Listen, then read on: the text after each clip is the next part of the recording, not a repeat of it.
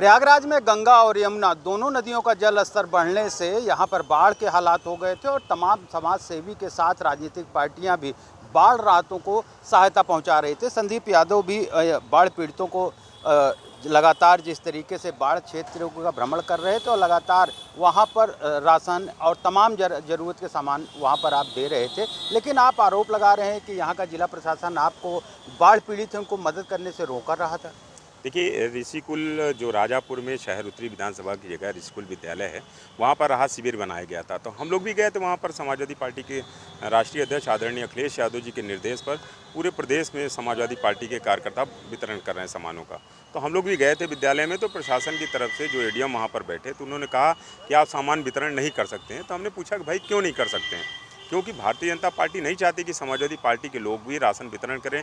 Bharatiya Janata party लगातार आप देख रहे होंगे कि जनता के बीच में हम लोग जा रहे हैं, कोई भी राहत सामग्री नहीं पहुंचा रही है, ना तो किसी की कोई मदद हो रही है। लोग आज भी बाढ़ में फंसे हुए हैं। लोग कहीं ना कहीं जो गंगा यमुना का जो जलस्तर है वो खतरे के ऊपर बह रहा है, तो वो हम लोगों को रोकना चाहते हैं समाजवादियों को, बल्कि रोक नहीं पाएंगे ये लोग। लगातार आप जा भी रहे थे बाढ़ पीड़ित इलाकों में, वहाँ पर आप राहत सामग्री बांट भी रहे थे, लेकिन ये विवाद कहाँ पे हुआ था?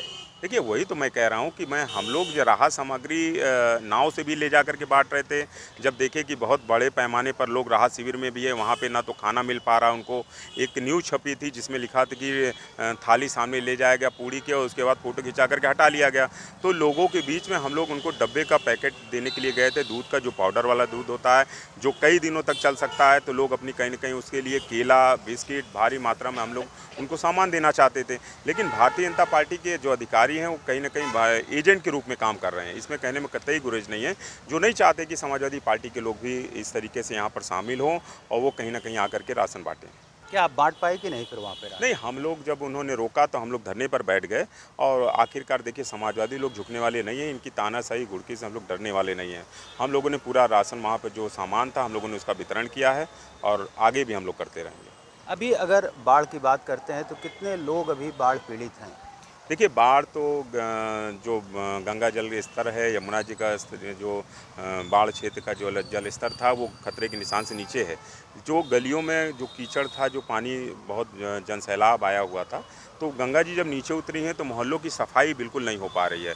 आज आप देखिए, शहर जिस तरीके से बारिश हुई है, शहर पूरा डूब गया है। जॉर्जटाउन थाना डूब गया। यहाँ की नगर निगम जो विभाग, जो नगर निगम का ऑफिस है, वो भी पूरी तरीके से डूब गया और ये सरकार भी डूबने वाली है। 2027 में उत्तर प्रदेश की सरकार कहीं ना कहीं आम जनता समझ चुकी है और इनको कहीं ना कहीं उखाड़ फेंकेगी उत्तर प्रदेश से। ये हैं समाजवादी पार्टी के नेता संदीप यादव। इनका साफ साफ कहना है कि जिस तरीके से बाढ़ पीड़ितों की हम लोग मदद करना चाहते थे, लेकिन वहाँ पर बाढ़ राहत शिविर में जो मौजूद अधिकारी थे उन्होंने सहायता करने से मना किया। उसके बाद इनको धरने पे बैठना पड़ा। उसके बाद फिर ये कहीं जाकर बाढ़ पीड़ितों की मदद कर पाए। धीरेन्द्र द्विवेदी, भारत समाचार, प्रयागराज।